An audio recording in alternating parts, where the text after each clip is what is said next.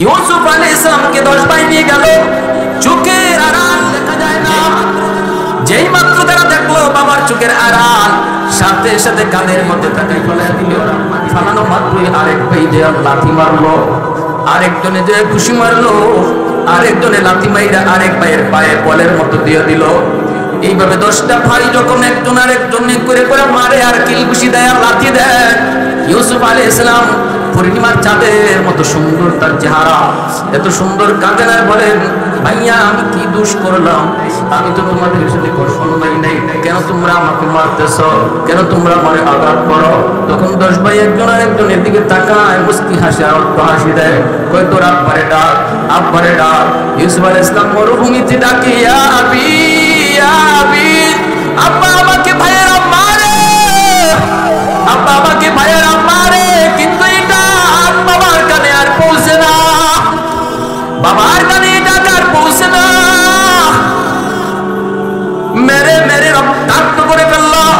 এক ভাই কয় ছুরি দিয়ে আঘাত করে মেরে ফেল, আরেকজনে কয় গলা টিপ দিয়ে মেরে ফেল, আরেকজনে কয় এইভাবে মেরে ফেল। বড় ভাইটা তখন বলতেছে, তোরা হত্যা করিস না, হত্যা করিস না, কারণ হত্যা করা আমাদের উদ্দেশ্য না। ওই কুয়ার পাশ দিয়ে যদি কোনো ব্যবসায়িক দল যায়, ওরা হয়তো ইউসুফকে নিয়ে অন্য কোথাও চলে যাবে, আমাদের উদ্দেশ্য হাসিল হবে। তারা নিয়ে এই কুয়ার কাছে মুখে যে হাজির হলো, সিদ্ধান্ত হলো কুয়ায় ফেলায় দিবে। কুয়ার মুখের কাছে যায় যখন কাপড়গুলি খুলতেছে, ইউসুফ আলাইহিস সালামের কাপড়গুলি খুলে ফেলতেছে। আল্লাহ পাক জিবরাইল আমিনকে কই, জিবরাইল তাড়াতাড়ি করে জান্নাতি কাপড় নিয়ে আমার ইউসুফের কাছে হাজির হও। ওই যে দেখো জালেম 10টা ভাই আমার ইউসুফের কাপড় খুলে ফেলছে, জান্নাতি কাপড় নিয়ে হাজির হয়ে যাও। কুয়ার ভিতরে ফেলা দিবে। ওই কুয়ার ভিতরে কত সাপ, কত বিচ্ছু, ওই সাপ বিচ্ছুর মুখে যেন আমার ইউসুফ যেন না পুরিলে দিয়ে বসা দিও। আমার ইউসুফ যখন উপর থেকে পড়বে, তুমি জিবরাইল কোলের মধ্যে নিয়ে নিও, একটু পানিও যেন না লাগে, একটু আঘাতও যেন না পায়। তারপরে কুয়ার মধ্যে বসে এই পাথরের উপরে বসাইয়া আমি আল্লাহ দেওয়া জান্নাতি পোশাক তুমি ইউসুফকে পরাইয়া দিও। একটু জোরে কর না সুবহানাল্লাহ, আর একটু জোরে সুবহানাল্লাহ। ভাইয়েরা ফাটায় দিল, ভাইয়েরা দূরে সরায় দিল। একটু খেয়াল করেন, মক্কার মানুষগুলো আমার নবীর ভাই বরাবর, ঠিক না? এই মক্কার মানুষগুলো আমার নবীকে হাসরের মাঠে চলবে, আমার আপনার নবীর নবুয়ত হাসরের মাঠে চলবে।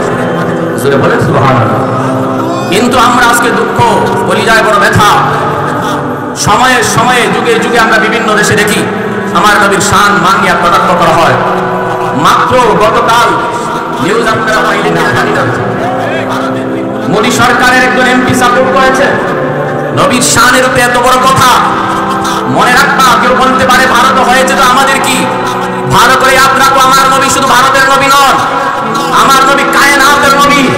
পৃথিবীর কোন এক জায়গায় যদি আমার নবীর শানের উপরে আঘাত হয়, মুসলমান মনে রেখো, তাম পৃথিবীর সমস্ত নবীর উম্মতের কলিজায় আঘাত লাগলে বোঝা যাবে তুমি নবীর উম্মত। আমরা কোন দেশে আঘাত হয়েছে তা জানি না, আমরা শুধু একটাই বুঝি, আমার নবীর উপরে আঘাত হয়েছে, আমার নবীর সামনে কটাক্ষ হয়েছে। সে যেই হোক, আমার বাপ হোক আর আমার দাদা হোক, আমার নেতা হোক, আমার নেত্রী হোক, আমার রক্তেরই যেই হোক না কেন, নবীর বিরুদ্ধে যখন আমরা নেতৃত্বহীন করতে বলি, ভারতের বিজেপি সরকার মোদী সরকারকে আলটিমেটাম দেওয়া হলো, অতি দ্রুত কুলাঙ্গারগুলিকে দ্রুত তুমি অ্যারেস্ট করো, বিচারের আওতাধীন আনো।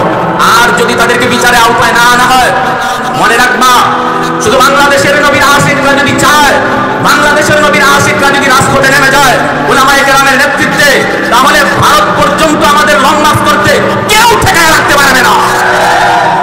উলামায়ে কেরাম আপনাদেরকে রাজপথে ডাক দিতে পারে, মনে রাখবেন, তাদেরকে এই সাথে নামে না।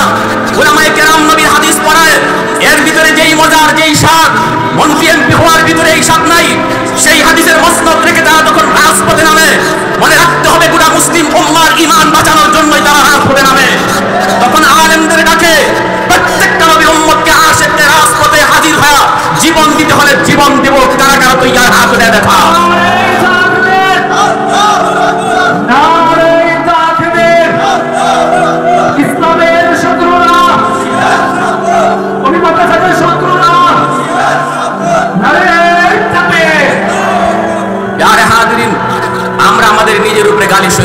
কিন্তু আমার নবীর সামনে কথা বললে সইতে পারবো না। তারপর হাসরের মাঠে নবীর সুপারিশ পাবো, অসম্ভব, হতেই পারে না, হতেই পারে না। যদি আমি বলি নবীর উম্মত আর আমি কানে শুনলাম আমার নবীর বিরুদ্ধে কটাক্ষ হয়েছে, অথচ আমি আমার অবস্থান থেকে প্রতিবাদ করলাম না, মনে রাখবেন হাসরের মাঠে নবীও আপনাকে চিনবে না, কারণ এটা ঈমানের সাথে সম্পর্ক। লাকাদ মান্নাল্লাহু আলাল মুমিনিন ইয বা'আসা ফীহিম রাসূলা। আল্লাহ পাক রব্বুল আলামিন বলেন, মুমিনদের জন্য যত প্রকারের নিয়ামত আমি আল্লাহ তাদেরকে দান করেছি, সবগুলি নিয়ামতের উপরে সবচেয়ে বড় নিয়ামত হলো আমি তাদের মাঝে আমার নবী আমার রাসূলকে পাঠাইছি। সুস্থ দুটা হাত আমার আপনার কাছে নিয়ামত, সুস্থ দুটা চোখ আমার আপনার কাছে নিয়ামত, অক্সিজেন নিতেছি আল্লাহর পক্ষ থেকে নিয়ামত। যত প্রকারের নিয়ামত আমি আপনি গণনা করব, হয়তো বা গণনা করে শেষ করতে পারবো না। আল্লাহ বলেন সব নিয়ামতের উপরে সবচেয়ে বড় নিয়ামত হলো আমি আমার নবীকে তোমাদের মাঝে পাঠাইছি। কারণ এই হাত কোন কাজে ব্যবহার করলে জান্নাতি হয় জাহান্নামী হয় তা তুমি জানতে না।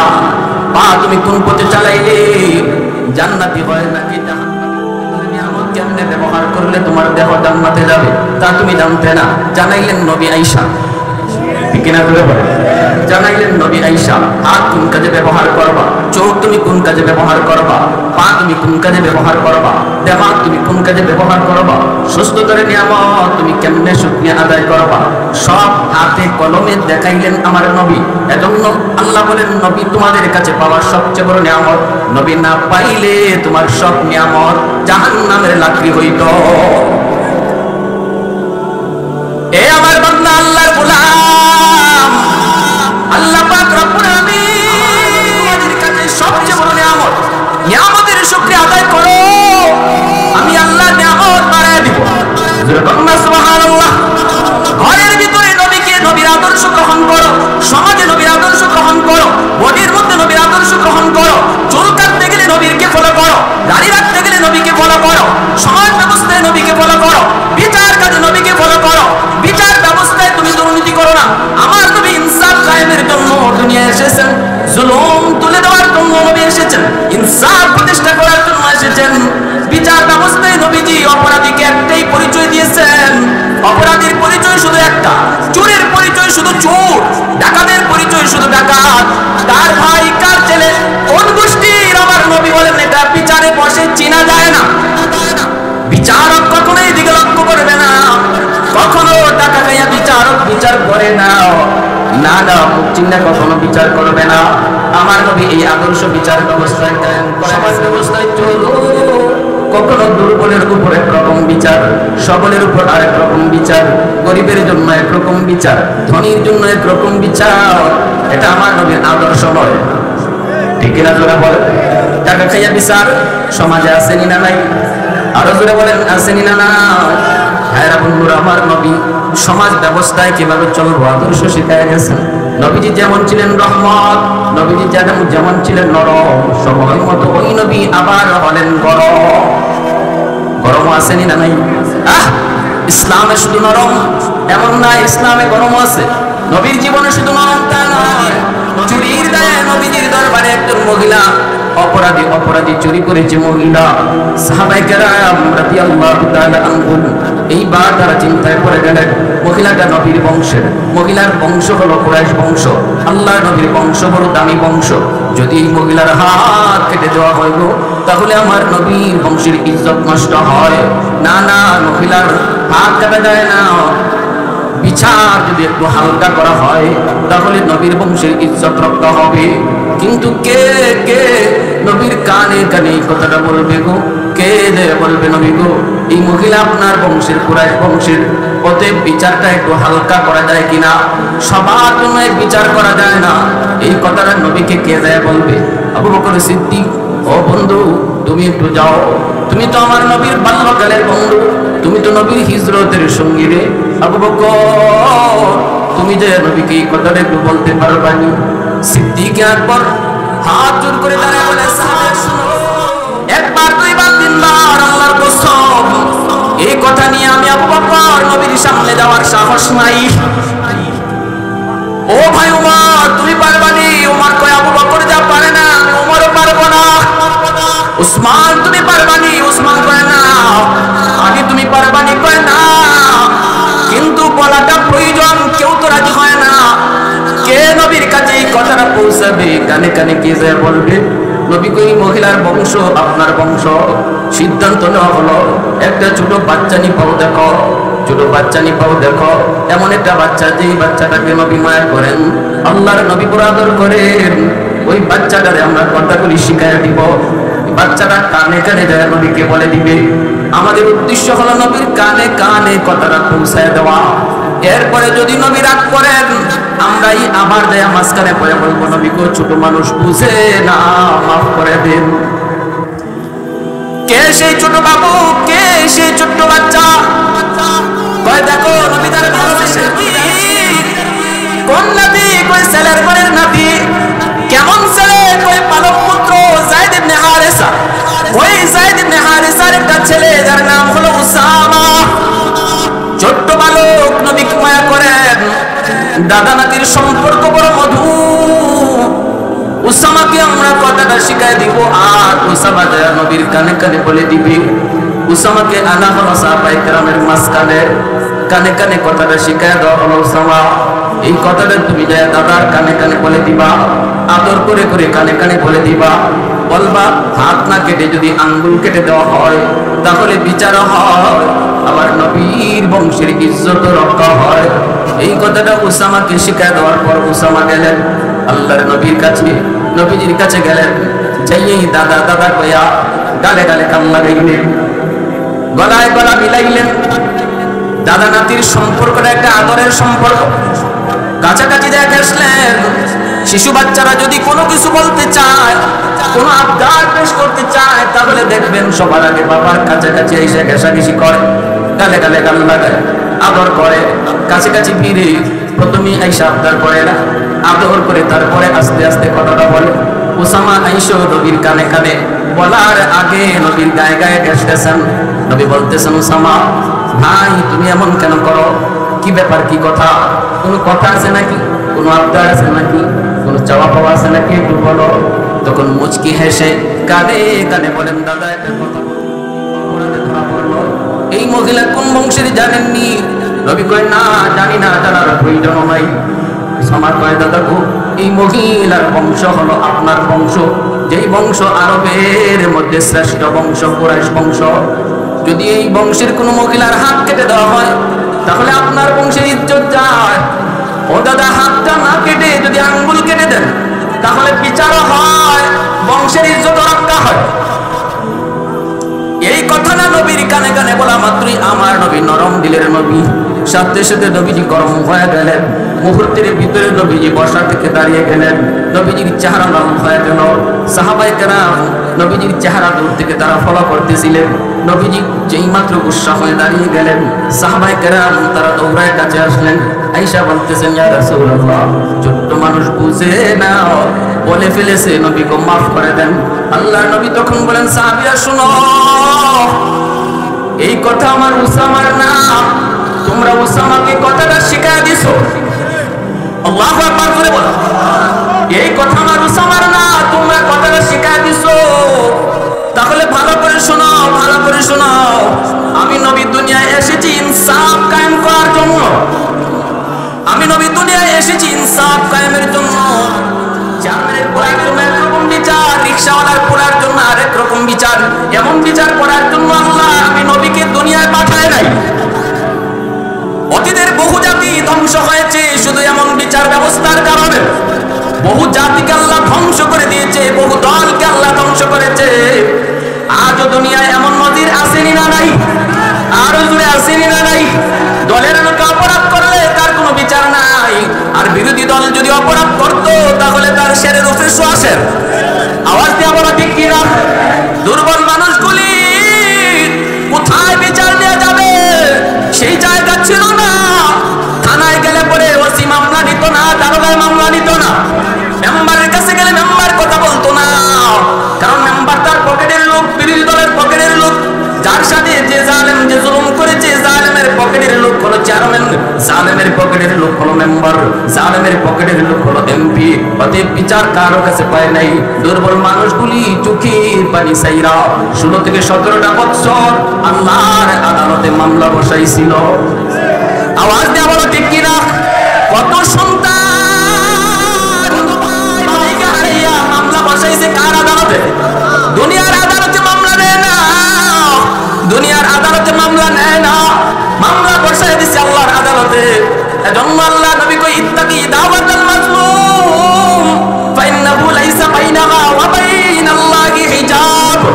আল্লাহ নবী কয় দুর্বলের আহাজারি থেকে নিজেরে বাঁচাইও, কারণ দুর্বল মানুষের আহ শব্দ আল্লাহর আদালতে এমন ভাবে পৌঁছে যায় মাঝখানে কোনো বাধা থাকে না, বাধা থাকে না, মাঝখানে কোনো বাধা থাকে না।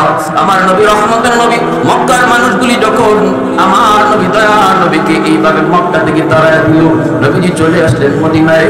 সাহাবায়ে কেরাম সবাই ঘর বাড়ি ছেড়ে তারা মদিনায় চলে আসলেন।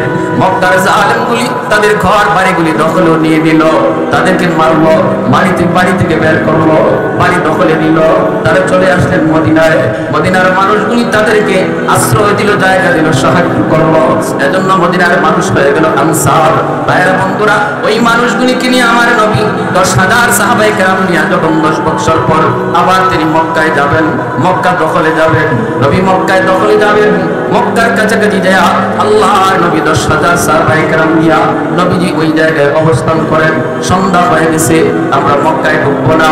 এখন যদি মক্কায় ঢুকি তাহলে যদি ওরা বাধা দেয় মারামারি হবে, আর এই মারামারিতে অন্ধকারে কে কাকে মারবে কোনো বুঝ পাওয়া যাবে না। না না, শিশুর উপর হামলা হতে পারে, নারীর গায়ে হামলা হয়ে যেতে পারে, নিরীহ নিরস্ত্র মানুষ যার হাতে অস্ত্র নাই তার উপর হামলা হয়ে যেতে পারে। ইসলাম এটাকে সাপোর্ট করে না। ঠিক কিনা? আওয়াজ দেওয়া বলো। সাহাবায়ে কেরামের ভিতরে যে স্পিড, ওই স্পিডে তারা মক্কায় ঢুকতে চাইলেন, মক্কায় ঢুকতে চাইলেন, কিন্তু নবী সেই স্পিড তারা থামায় দিলেন। না না, অন্ধকারে আমরা মক্কায় ঢুকবো না, কে কাকে মারবে কোনো ঠিক ঠিকানা থাকবে না। সকাল হলে মক্কায় ঢুকবো, এটা হলো মানবতার নবীর মানবতা, শান্তির দূতের শান্তির কথা, ঠিক কিনা? কিন্তু আমরা দেখি বর্বর ইহুদিরা আজ তারা আমাদের মুসলিম শিশুদেরকেও দাদায় হত্যা করছে, মুসলিম নারীদেরকেও হত্যা করছে, রাতের অন্ধকারে বৃষ্টির মতো বোমা ফালায়া ফালায়া মুসলমানের ঘর বাড়িগুলি ধ্বংস করছে। অথচ মানবতার স্লোগান ওঠে ওরা, মানবতার কথা বলে ওরা, বড় বড় কথা বলে ওরা। নিঃসন্দেহে আমরা বলতে পারি মানবতা যদি দেখায় যান পৃথিবীর মানুষকে, সেই মানুষটা হলেন মুসলমানদের নবী, রহমতের নবী, ঠিক কিনা? আর তোমরা বলে জালেম, তোমাদের ভিতরে বিন্দু পরিমাণ মানবতা নাই, তোমাদের ভিতরে বিন্দু পরিমাণ রহমত নাই। শিশু শহীদ হয়েছে, কত বাবার কাঁধে সন্তানের লাশ, কত মা চোখের সামনে সন্তানের লাশ। গাজায় মানুষকে দাফন করার মতো জায়গা এখন খুঁজে পাওয়া যাচ্ছে না। শিশুর লাশগুলা শকুনে খায়, শিয়ালে খায়, এমন একটা অবস্থা আজকে গাজায়, ফিলিস্তিনে, কিন্তু বিন্দু পরিমাণও ওদের দরদ লাগে না। আওয়াজ দিয়ে বলো ঠিক কিনা? রহমতের নবী, মায়ার নবী পরের দিন মক্কায় তিনি ঢুকলেন, মক্কায় ঢুকলেন, কিন্তু কেউ বাধা দিল না। আল্লাহ নবী ঘোষণা দিলেন, লা তাসরিবা আলাইকুমুল ইয়াউম, আজকের দিন বদলা নেওয়ার দিন নয়। ও মক্কার মানুষেরা, যে যে ঘরে ঘরে আসো, তোমরা যার যার ঘরে অবস্থান করো। আমি নবী ঘোষণা দিলাম, আমি আজ কোনো বদলা নিব না। আমি সবাইরে মাফ করে দিয়েছি। আমাদেরকে মাইরা পিটাইয়া ঘর বাড়ি থেকে যারা বের করে দিছো, তোমাদেরকেও মাফ করে দিয়েছি। একটা নজির দেখাও ইহুদিরা, একটা নজির এমন দেখাও খ্রিস্টানেরা, একটা নজির দেখাও হিন্দুরা, একটা নজির দেখাও তোমরা বৌদ্ধরা। তোমাদের কোনো ধর্মীয় নেতার এমন একটা দৃষ্টান্ত দেখাও। আমার নবী মানবতার যে দৃষ্টান্ত রেখে গেছেন। यासीन से मौला ने कभी उनको पुकारा, यासीन से मौला ने कभी उनको पुकारा, हामीम कभी और कभी तौसीन इशारा। ये रमज़ है कुछ आशिक़ों माशूक़ के माबैन, समझा है जिन्हें खल्क़ में एक सरवर कौनैन, समझा है जिन्हें खल्क़ में एक सरवर कौनैन।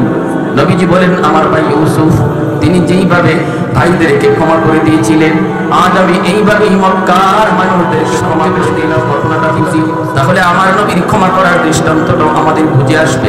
মনোযোগ কার কার আছে একটু হাত তুলে আল্লাহকে দেখা। আল্লাহ তুমি কবুল করো, জোরে বলি আমিন, আর জোরে বলি আমিন। ইয়াকুব আলাইহিস সালাম সন্তান হলো 10 জন এক মায়ের, আর 2 জন হলো অন্য মায়ের। 10 জন এক মায়ের গর্ভের সন্তান, আরেক মায়ের গর্ভে হলেন 2 জন। সেই 2 জন হলেন ইউসুফ আলাইহিস সালাম, আরেকজন হলেন ইউসুফ আলাইহিস সালামের ভাই, নাম হলো বিনয়ামিন। এই বিনয়ামিন আর ইউসুফ তারা হলেন এক মায়ের গর্ভের সন্তান। যখন বিনয়ামিন জন্ম নেওয়ার সময় ইউসুফ আলাইহিস সালামের আম্মা ইন্তেকাল করেন। অনেক মা গর্ভের সময়, প্রসবের সময় অনেক মা প্রসব বেদনা সহ্য করতে না পেরে শহীদ হয়। আসেনি না নাই? কি পরিমাণ শহীদ হয় বাইরা। ইউসুফ আলাইহিস সালামের আম্মা তিনিও বিনয়ামিন জন্ম নেওয়ার সময় তিনি শহীদ হলেন। এখন মা হারা, মা নাই, 2 ভাই বাবার আদরে বড় হইতেছে। এইদিকে 10 ভাই তারা দেখতেছে ইউসুফ আলাইহিস সালামের প্রতি বাবার মায়া, বাবার দরদ। কারণ বাবা তিনি ইউসুফ আলাইহিস সালামের একটা স্বপ্ন শুনে বুঝে গেছেন আমার ইউসুফ একদিন আল্লাহর পয়গম্বর হবে। অটোমেটিক একটা মায়ার দয়া অটো চলে আসছে ইউসুফ আলাইহিস সালামের প্রতি। ইউসুফ আলাইহিস সালাম অনেক সুন্দর, সুন্দর 100 ভাগকে আল্লাহ 2 ভাগে ভাগ করলেন। 50 ভাগ আর 50 ভাগ। 100 ভাগ সুন্দরকে 2 ভাগ কইরা 50-50, একদিকে 50 আর একদিকে 50, এই 2টা ভাগ করে আল্লাহ পাক 1 ভাগকে আবার 2 ভাগ করলেন। 50 আল্লাহ আবার 2 ভাগ করলেন। এই 2 ভাগের 25 ভাগ সৌন্দর্য দিয়া আল্লাহ ইউসুফ আলাইহিস সালামকে বানাইলেন। আর 25 ভাগ সৌন্দর্য দিয়া আল্লাহ পাক দুনিয়ার সমস্ত মাখলুক বানাইলেন। বাকি যে ছিল 50, ওই বাকি 50 যেটা ছিল রিজার্ভ, এই 50 ভাগ দিয়া আমার আপনার নবীকে আল্লাহ পাক বানাইছে। এজন্য আরেকটু জোরে সুবহানাল্লাহ, মুহাব্বতের সাথে সুবহানাল্লাহ। মা আহসানা লাম তারা তাতওয়াইনি ওয়া লাম আজমালা মিলকা লাম তালিদিন নিসাউ খুলিকতা মুবাররাআম মিন কুল্লি আইবিন কান্নাকা খুলিকতা কামা তাশাউ। এজন্যই হাসান রাদিয়াল্লাহু তাআলা আনহু বলেন, নবী গো আপনার সৌন্দর্যের প্রশংসা আমি কোনোদিন দেখে নাই। আপনার মতো এত সুন্দর কোন মা সন্তান জন্ম দিতে পারে নাই। নবী গো আপনারে আল্লাহ এত সুন্দর করে বানাইছে যেন আপনি যেভাবে কইছেন আল্লাহ এইভাবে আপনারে বানাইছে। চোখটা বানানোর সময় যেন আল্লাহ জিজ্ঞেস করেছে, বন্ধু আমি তোমার চোখ বানাবো, কেমনে বানালে তুমি খুশি? নবী গো আপনি যেভাবে কইছেন যেন এইভাবে আল্লাহ আপনার চোখ বানাইছে। দাঁত বানাইবার সময় যেন আল্লাহ আপনারে জিজ্ঞাসে, বন্ধু তোমার দাঁতটা এখন বানাবো, কেমনে বানাই? চুলগুলি বানানোর সময় যেন আল্লাহ কইছে, বন্ধু কোন চুল তোমার পছন্দ? আপনি যেভাবে বলছেন মনে হয় যেন আল্লাহ আপনাকে এইভাবেই বানাইছে। সুবহানাল্লাহ। 10 ভাইয়ের অন্তরে হিংসা। আমাদের আব্বা ইউসুফকে এত মায়া করে, এই ইউসুফকে শেষ করে ফেলবো, খতম করে ফেলবো। মনের ভিতরে হিংসা, এই হিংসা থেকে ওরা হত্যা করার মতো ষড়যন্ত্রে লিপ্ত হলো। কিন্তু কেমনে মারবে, কিভাবে ষড়যন্ত্র করবে, তারা ফন্দি করলো। আমরা ইউসুফকে খেলাধুলা করবো বলে তারে আমরা জঙ্গলে নিয়ে যাবো, তারপর ওই জায়গায় তারে মেরে ফেলবো। লম্বা করে বলবো না, সংক্ষেপে বলবো। উদ্দেশ্য আমার সামনে এই ভাইগুলা কি ইউসুফ আলাইহিস সালাম কিভাবে ক্ষমা করেছিলেন, ওই জায়গায় যাইয়ে আমার ঘটনা শেষ দিয়ে দিব। মনোযোগ আপনাদের কার কার আছে একটু দেখার দিকে হাত দেয়। আল্লাহ তুমি কবুল করো, আমিন। ইউসুফ আলাইহিস সালামকে 10 ভাই বলতেছি, ইউসুফ তুই যাই আব্বাকে যা বল, আব্বাকে যা বল আমরা তোকে নিয়ে খেলাধুলা করতে যাব। ছোট মানুষ খেলাধুলার প্রতি আগ্রহ আসেনি না নাই? ছোট মানুষ খেলাধুলার প্রতি আগ্রহ বেশি। যে আব্বার কাছে কান্না শুরু করে দিলেন, আব্বা ভাইয়াদের সাথে আমি খেলতে যাব, আমার আপনি অনুমতি দেন। ইয়াকুব আলাইহিস সালাম তিনি ইউসুফকে কোথাও যেতে দেন না, চোখের দূরে যেতে দেন না। কারণ তিনি তো জানতেন, তিনি তো বুঝতেন আমার ইউসুফ ইউসুফ না, যদিও আজকের ছোট ইউসুফ। কেমনে চোখের আড়াল ভাইয়েরা যখন বললো, আব্বা ইউসুফকে আমাদের সাথে দিয়া দেন, আমরা খেলতে যাব। ইয়াকুব আলাইহিস সালাম কয়, কেমনে দেই? ইউসুফ যে বায়না ধরেছে, আব্বা আমি যাব। বাবা এবার দিয়া দিলেন, ঠিক আছে বাবা যাও যাও, তুমি দেরি করো না। তিনি বলতেছেন, আমার তো ভয় হয়, আমার ইউসুফকে যদি তোমাদের সাথে দিই তাহলে যদি আমার ইউসুফকে বাঘে খেয়ে ফেলে, যদি আমার ইউসুফকে বাঘে খেয়ে ফেলে। তখন 10 ভাই আব্বা কোন কি, আমরা 10টা ভাই কত তরতাজা দেখছেন নি, বাঘ যদি আয় আমাদের ভাই ইউসুফকে খাওয়ার জন্য, আমরা কি বসে থাকবো নাকি? এইভাবে বইলা ইউসুফ আলাইহিস সালামকে সাথে নিয়ে গেল। আমার ইউসুফ যাইতেছে ওদের সাথে, কিন্তু মনে হয় আমার ইউসুফ আর ফিরে আসবে না, মনে হয় আমার ইউসুফকে আর পাবো না, আর পাবো না। কারণ তাফসীরের কিতাবে লিখছেন ইনি ওর স্বপ্নে দেখছেন এমন একটা ভয়ঙ্কর স্বপ্ন, লম্বা কথা ওইদিকে যাব না।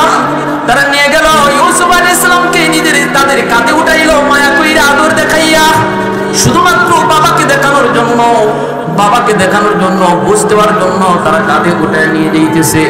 ইয়াকুব আলাইহিস সালাম চেয়ে চেয়ে দেখতেছেন ইউসুফ যায়, হাসি মুখে যাইতেছে, চেহারার মধ্যে কত হাসি। বাবাও বিদায় দিতেছেন, ছেলেও বাবার কাছ থেকে বিদায় নিয়ে যাচ্ছে, কিন্তু ইয়াকুব আলাইহিস সালামের মনের ভিতরে দরফর দরফর করে, কেন জানি অজানা একটা বাধা দিয়ে রাখতে পারতেন, কিন্তু বাধা তো দিলেন না, কারণ ফয়সালা আসমানে হয়েছে। এ ভাই, যদি আল্লাহর কুদরতি ফয়সালা কোনো কিছু থাকে তাহলে দেখবেন অনেক সময় আমাদের বিবেক ফেল হয়ে যায়, ঠিক না? আমাদের বিবেক কাজ করে না, কারণ এই জায়গায় আল্লাহর কুদরতি ফয়সালা। একটু মনোযোগ দিয়ে কথাগুলি শোনেন, বুঝেন। ইউসুফ আলাইহিস সালামকে 10 ভাই নিয়ে গেল, চোখের আড়াল, যেই মাত্র তারা দেখতেছে এই বাবাকে আর দেখা যায় না, যেই মাত্র তারা দেখলো বাবার চোখের আড়াল, সাথে সাথে কাঁধের মধ্যে থাকা ইউসুফকে ওরা মাটিতে ঠেকান দিয়ে ফেলে দিল, কাঁধ থেকে মাটিতে ফেলে দিল। ফালানো মাত্রই আরেক ভাই যে লাথি মারলো, আরেকজনে যে খুশি মারলো, আরেকজনে লাথি মাইরা আরেক ভাইয়ের পায়ে বলের মতো দিয়ে দিল।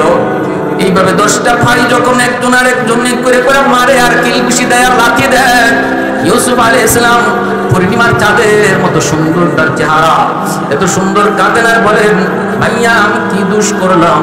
আমি তো তোমাদের সাথে কোনো অন্যায় করি নাই, আমি তো তোমাদের কোনোদিন অবাধ্য হই নাই, কোনোদিন তো কোনো কষ্ট দেই নাই, কেন তোমরা আমাকে মারতেছ?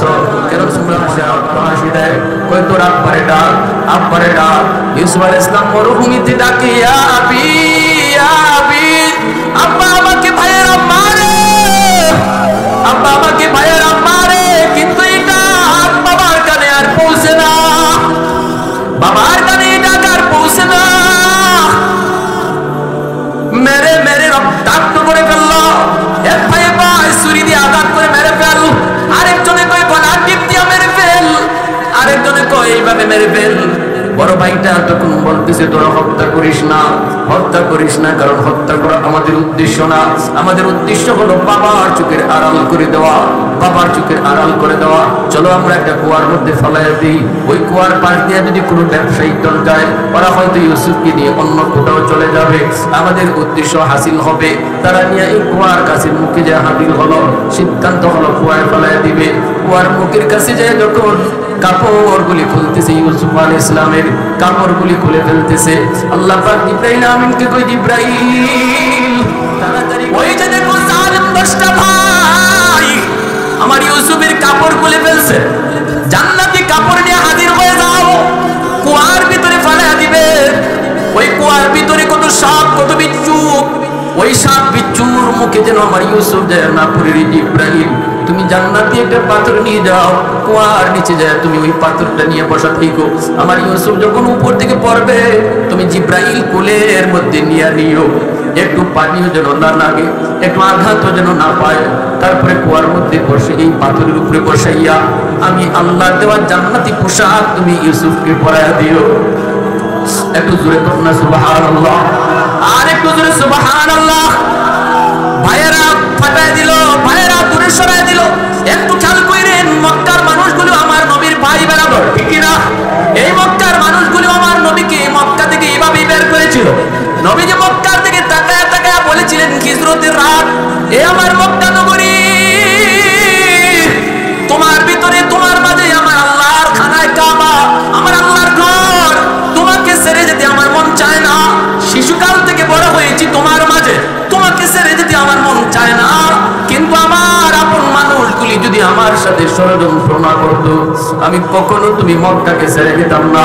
নবীজি চোখের পানি ফেলায় ফেলায় কান্দেন। আল্লাহ পাক জিবরাইল পাঠাইয়া নবীকে সান্ত্বনা দেন, নবী গো কান্দেন না, কান্দেন না। যে জন্মভূমির দিকে তাকায়া তাকায়া আপনি কাঁদিতেছি, এই জন্ম জন্মভূমিতে আপনাকে রাজা বাদশাহ বানাইয়া আমি আল্লাহ পাঠাবো।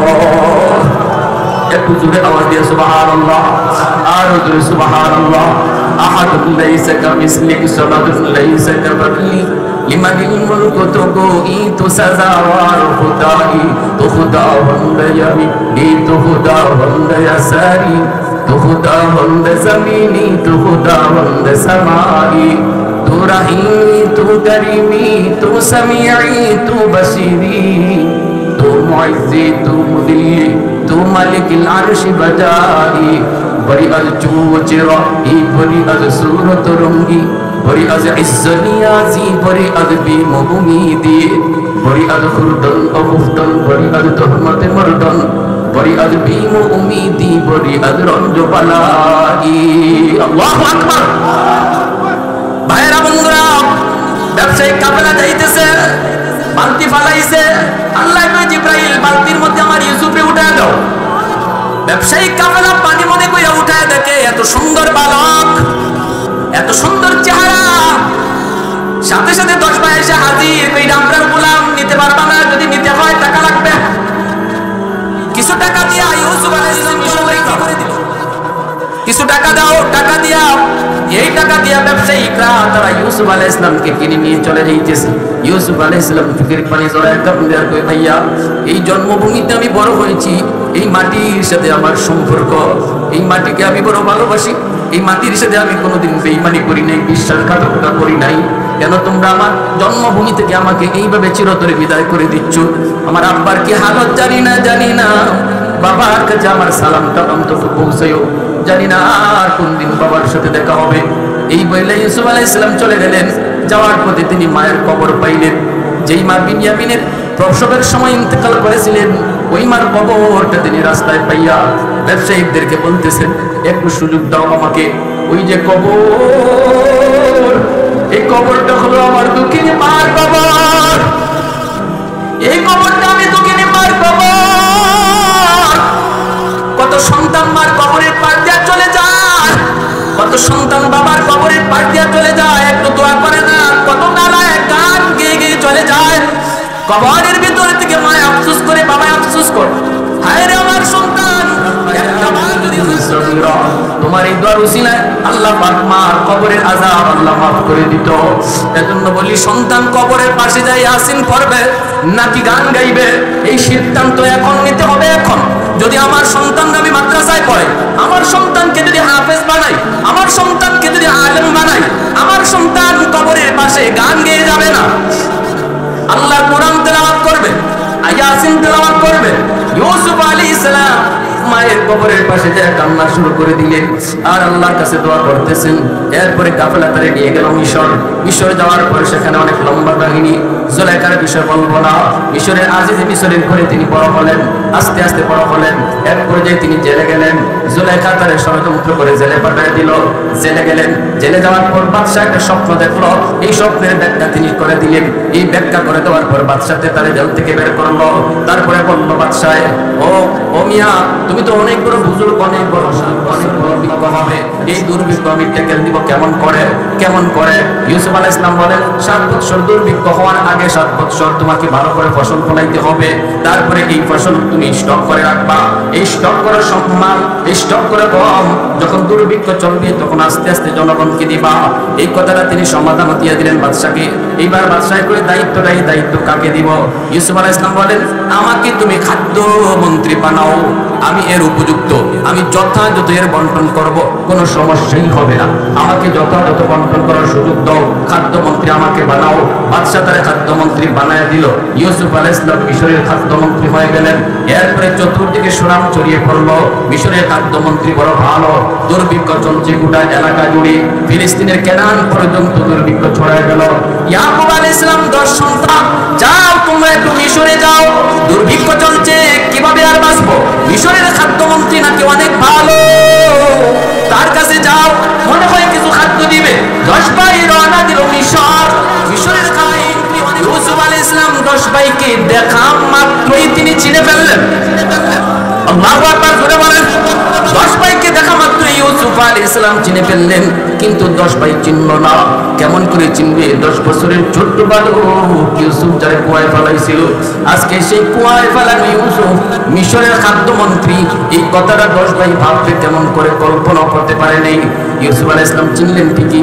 জিজ্ঞেস করতেছেন, তোমরা কোত্থেকে এসেছো? কই ফিলিস্তিনের কেনান থেকে। তোমাদের আর কোনো ভাই আছে নাকি? কয় হ, আমাদের আরেকটা ভাই আছে, তবে এই ভাইটা আমাদের মায়ের গর্ভের না, আমাদের বিমাত্রীয় ভাই। ইউসুফ আলাইহিস সালাম বলেন, ওই ভাইটার নাম কি? বলে নাম হলো বিনয়ামিন। ইউসুফ আলাইহিস সালাম আরো শিওর হয়ে গেলেন, এরাই আমার 10 ভাই, কারণ আমার ছোট ভাইটার নাম হলো বিনয়ামিন। বাবা আছে নাকি? বলে হ। ইউসুফ আলাইহিস সালাম বলতেছেন, ওদেরকে খাদ্য দিয়ে দাও, এরা যে টাকা পয়সা দিছে এই টাকা পয়সা বস্তার ভিতরে আবার ঢুকায় দাও, যেন পরের বছর তারা আবার খাবার নিতে আসে। কিন্তু ওরা যেন টের না পায়, বস্তার ভিতরে গমের ভিতরে এমন ভাবে ঢুকায় দিবা টাকা পয়সাগুলি, যেন ওরা টের না পায়, এইভাবে ঢুকায় দিল। 10 ভাই খাবার নিয়ে দেশে গেল। ইয়াকুব আলাইহিস সালামের সামনে যখন খাদ্যগুলি ফালাইলো, পয়সাগুলি তারা পায় গেল। বাবা মন্ত্রী এত ভালো, এই যে দেখেন আবার খাবারের সাথে আমাদের পয়সাগুলিও ফিরে দিয়ে দিছে। আল্লাহু আকবার, আলহামদুলিল্লাহ। চলে আসছে খুশ খবর না? আলহামদুলিল্লাহ। কোন সংক্ষেপে শেষ যখন দেখে টাকা পয়সাগুলি, তখন বলতেছে, আব্বা এই টাকা পয়সাগুলি তো দেখা যায় মন্ত্রী আবার ফিরিয়ে দিছে, কিন্তু আমাদেরকে বলছে পরের বছর যদি আমরা যাই, আমাদের ছোট ভাই বিনয়ামিনকে যদি সাথে না নেই তাহলে খাবার দিবে না। ইয়াকুব আলাইহিস সালাম কয়, ঠিক আছে বাবা, পরের বছর বিনয়ামিনকে লয়ে যাও। বিনয়ামিনকে সাথে নিয়ে তারা 10 ভাই গেল। ইউসুফ আলাইহিস সালাম বিনয়ামিনকে দেখেও চিনলেন, কিন্তু ভাইটারে নিজের কাছে কেমনে রাখবেন? রাতের বেলা যখন ঘুমাইতে যাবেন, তখন 10 ভাইকে বলতেছেন, আমি 5টা রুম দিলাম, 2 জন করে তোমরা এক রুমে থাকবা। 10 ভাই যদি 2 জন করে এক রুমে থাকে, 5 রুমে, তাহলে আরেক ভাই বিনয়ামিন একা থেকে যায়, ঠিক না? ইউসুফ আলাইহিস সালাম কৌশল করলেন, বিনয়ামিন কার সাথে থাকবে? তার তো কোনো জুড়ি নাই, তো বিনয়ামিন আমার সাথে রাতে থাকবে। নিজের ভাইটাকে রাতে নিজের রুমে নিয়া ইউসুফ আলাইহিস সালাম কানে কানে বুক জড়ায়া, গলা জড়ায়া, চোখের পানি সেরা করে, বিনয়ামিন একটু ভাইয়ার দিকে তাকায় দেখতো চিননি, একটু দেখো তো চিনুনি। আজকে মিশরের খাদ্যমন্ত্রী মনে করে তোমরা যার কাছে এসেছো, আমি তোমার হারানো সেই ভাই ইউসুফ। ও ভাই, সংক্ষেপে বলতেছি, নিজের পরিচয় দিয়া দিলেন। 10 ভাই বলল, আপনি ইউসুফ? বলে হ্যাঁ, আমি সেই হারানো ইউসুফ। মনে পড়ে কি সেই কুয়ার ভিতরে ফালানোর ঘটনা? বলে হ্যাঁ, আমাদের সব মনে পড়েছে। তখন ইউসুফ আলাইহিস সালাম বললেন, আমার সব মনে আছে, কিন্তু এরপর আমি তোমাদের ক্ষমা করে দিলাম।